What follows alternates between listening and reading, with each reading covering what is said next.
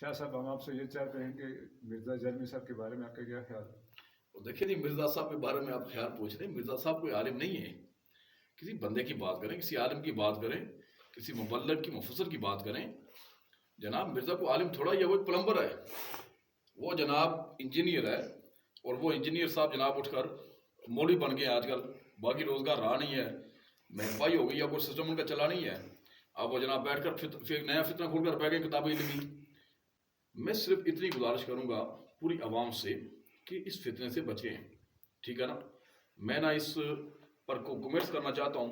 ٹھیک ہے نا؟ بہرحال میں اتنا ضرور کہوں گا کہ عوام اس سے بچیں، اس فتنے سے. یہ بہت بڑا فتنہ ہے.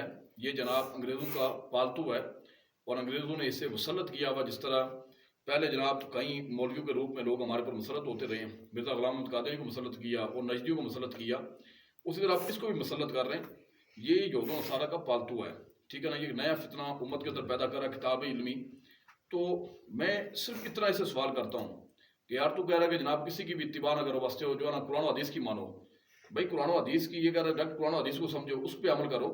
میرا اتنا سوال ہے کہ مرزا صاحب اگر آپ اپنے دعوے میں سچیں، جناب آپ صرف قرآن و حدیث پہ عمل کرو، باقی جناب کسی کی نہ مانو، تو پھر میرا آپ سے ایک سوال ہے.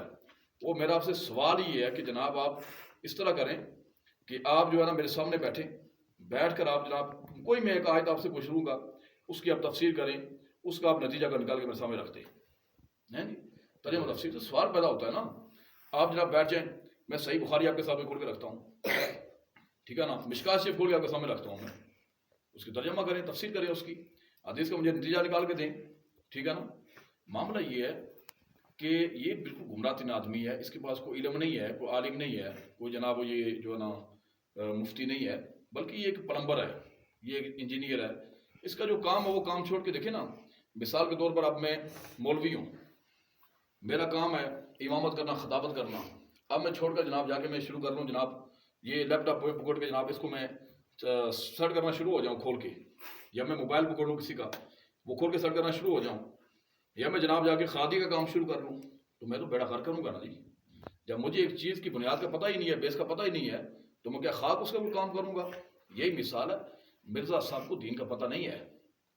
مرزا صاحب صرف اپنی پبلسٹی کے لیے، پیسے کے لیے، اپنے جناب ویورز بڑھانے کے لیے، ٹھیک ہے نا، فالوور بڑھانے کے لیے یہ سارا ڈرامہ رچا رہے ہیں، اور پوری امت کے اندر جو ہے نا گمراہی پیدا کر رہے ہیں.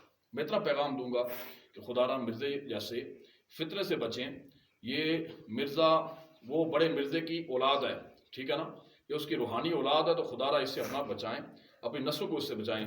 اللہ تبارک و تعالیٰ میں سمجھ عطا فرمائے.